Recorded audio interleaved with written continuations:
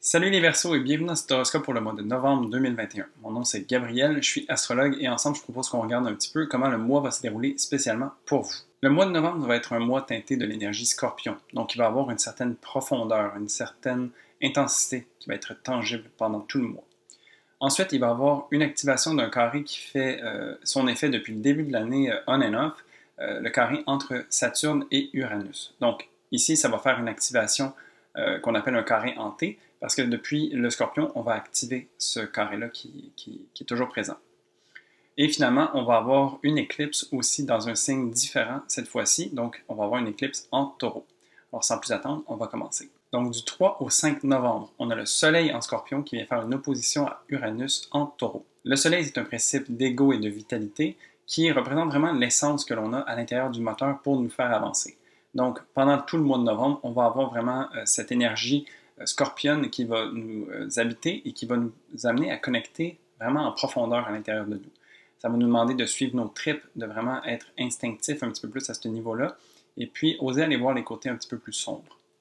L'opposition à Uranus est à point parce que Uranus, c'est une planète qui pose des questions, justement, qui amène à un certain dérangement ou une certaine surprise parfois. Donc, Uranus en Taureau vient poser des questions par rapport à nos valeurs, par rapport à ce qui est important pour nous, puis ce sur quoi on est basé. Alors, ici, vraiment, c'est un appel à l'authenticité, à l'intégrité, et puis, ben, toujours dans l'axe Scorpion-Taureau, c'est cette idée aussi de centrement, d'être toujours présent à soi, puis d'être le plus soi-même possible. Pour vous, ça se joue entre la maison 4 et la maison 10. Donc, en Scorpion, maison 10, c'est tout ce qui a trait à votre carrière et à votre vie publique. Donc, c'est l'image que vous projetez. Et donc, ici, c'est un petit peu cette idée qui va être travaillée, donc qui va venir vous poser beaucoup de questions par rapport à où est-ce que vous vous situez de manière plus publique ou au sein de votre carrière. De s'assurer d'être aligné par rapport à ça. Uranus en Taureau, lui, ce qu'il va faire, c'est qu'il va venir poser des questions à un niveau plus intime et personnel à vous-même. Ça va venir aussi peut-être toucher votre famille ou le foyer dans lequel vous habitez.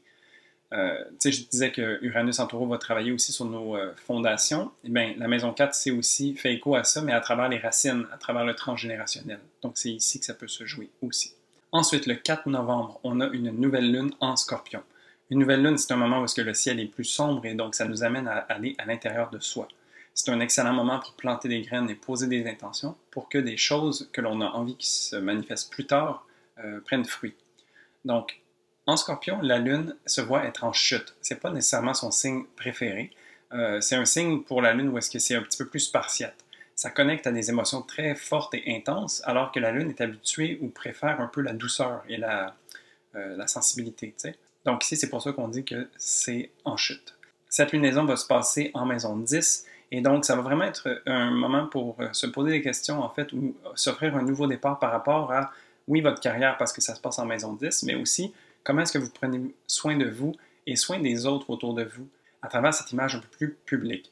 Donc, peut-être que c'est de s'aligner aussi par rapport à certaines peurs, comme de voir qu'est-ce qui pourrait être fait ou qu'est-ce qui pourrait être fait différemment.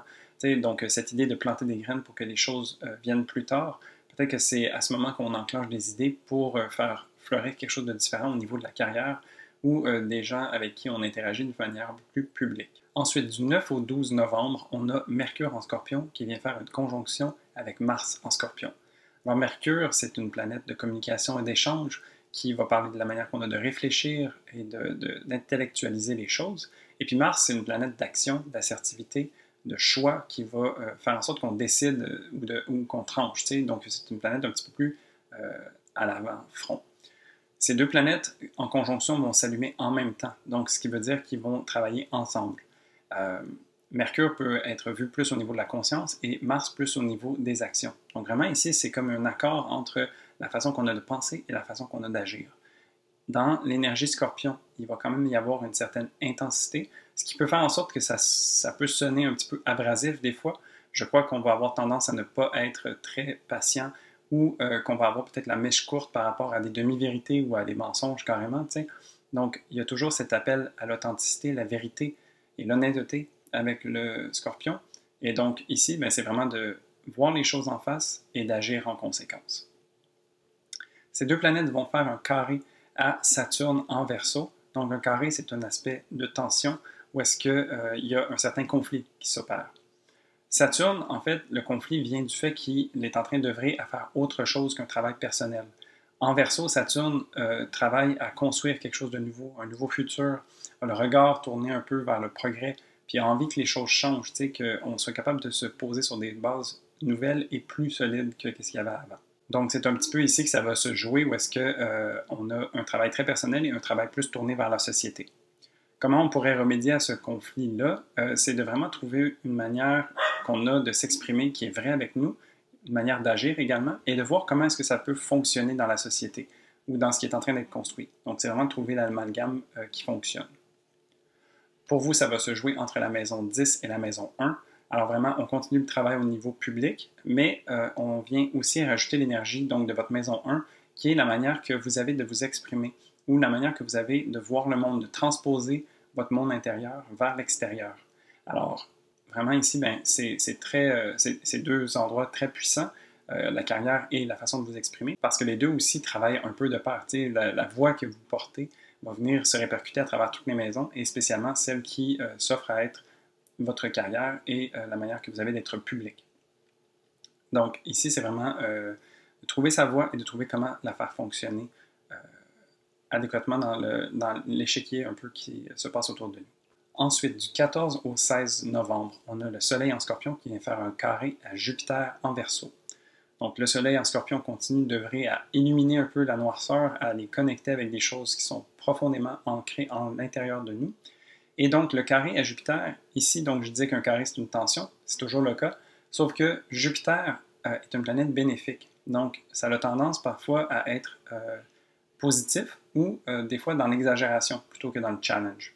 Donc ici, le Soleil qui parle de notre ego, ça serait de faire attention de ne pas avoir un ego trop enflé pendant le mois de novembre, où est-ce que peut-être qu'on peut se sentir dépassé par les événements, puis ça nous prend au corps. Dans l'énergie du Scorpion aussi, donc on va connecter à une sensibilité profonde et intérieure, et peut-être que ça peut nous donner l'impression d'être submergé. Donc ça serait vraiment de trouver une façon de rester groundé à travers ces moments-là et de savoir que les choses vont passer. Jupiter, sinon, dans son penchant positif, peut être aussi vu comme étant un maître ou un enseignant, par exemple. Donc, à travers les étapes, les épreuves, peut-être que le Soleil en Scorpion va vivre, ça pourrait être intéressant de voir comment est-ce qu'on peut tirer des leçons ou des apprentissages de tout ça. De voir un peu de manière optimiste, c'est quoi le fil d'argent qui se trouve derrière tout ça, puis comment est-ce qu'on peut grandir à travers ça. Jupiter en Verseau va aussi parler de votre voix. Donc, tu sais, il est en Verseau, donc en maison 1, ça peut représenter aussi un nouveau départ, une nouvelle façon que vous avez de vous exprimer. Donc, ça peut être intéressant de voir ça comme ça.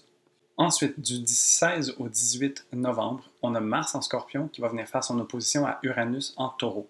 Alors, ici, on revisite un peu un aspect qu'on a vu au début du mois avec le Soleil et Uranus, mais ici, avec Mars, on parle vraiment des actions puis de comment est-ce qu'on agit. Donc, Uranus continue de nous poser des questions de fond qui nous amènent à être authentiques et à être alignés avec nos valeurs. Et donc, ici, la question se pose au niveau de notre façon d'agir et notre façon d'être actif par rapport aux choix qu'on prend. Ça demande toujours un certain centrement, un certain alignement, une certaine intégrité aussi qui doit se manifester non seulement par la parole, mais par les gestes ici. Et donc, c'est là-dedans qu'on va jouer avec cet aspect-là. Pour vous, ça se joue encore entre la maison 10 et 4. Alors, à un niveau public, qu'est-ce que vous êtes capable de faire comme action qui vous amène à être plus intègre avec vous-même? Et à un niveau plus personnel dans la maison 4, sur quelle valeur est-ce que vous vous basez? Quel fondement est-ce que vous avez? C'est quoi la famille, le foyer que vous avez, que vous cultivez, qui peut vous permettre de vous ressourcer pour être capable d'agir le plus intégralement possible dans le public? Ensuite, le 19 novembre, on a une éclipse lunaire partielle en Taureau. Une éclipse lunaire, ça arrive quand la pleine lune est en conjonction avec le nœud nord. Le nœud nord se trouve toujours en Gémeaux, et donc c'est pour ça qu'on dit que c'est une éclipse partielle, parce que la lune n'est pas dans le même signe que le nœud nord. Donc, habituellement, pendant une pleine lune, on dit que c'est un bon moment pour manifester. Cependant, ici, je dirais de faire attention à ça, parce que lors d'une éclipse, les énergies sont très potentes et un peu chaotiques. Donc, des fois, si on a envie de manifester une chose, mais ce n'est pas nécessairement cette chose-là qui va arriver. Alors, c'est juste de faire attention à ça.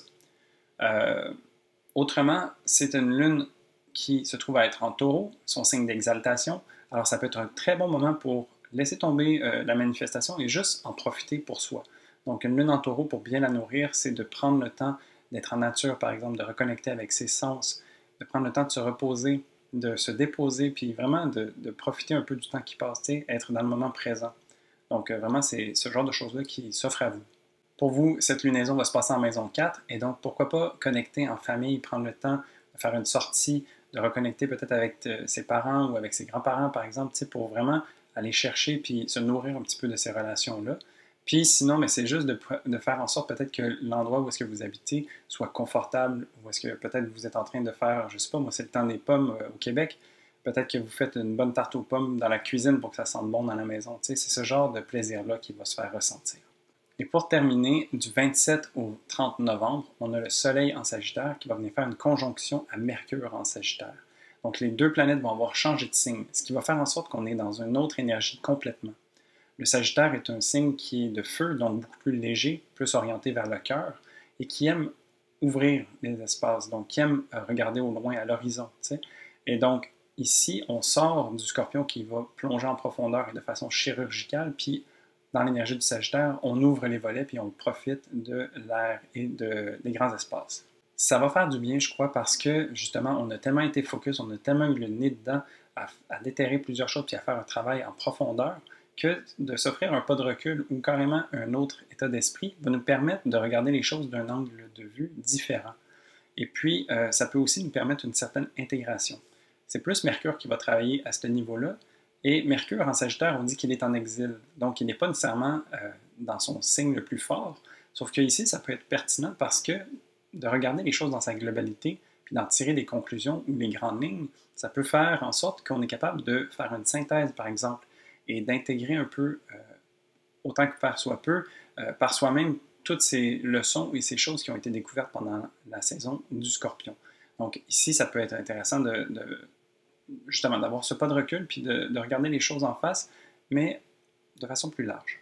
Pour vous, ça va se passer en maison 11, et donc justement cette intégration et cette synthèse qui s'offre à vous, comment est-ce que vous la transposez ensuite sur vos rêves, vos aspirations, dans la manière que vous avez d'être en société ou dans des groupes, par exemple avec des amis, avec des collègues de travail, tu sais.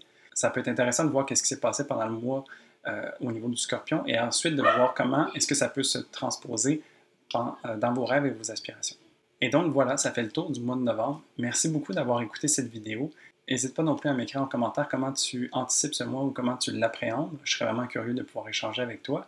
Et puis sinon, tu peux mettre aussi un pouce sur cette vidéo. Ça fait en sorte que mes vidéos sont vues par le plus de monde possible sur YouTube, et donc je te remercie si tu fais ça. Et sinon, moi je te dis à la prochaine pour un prochain horoscope. Salut!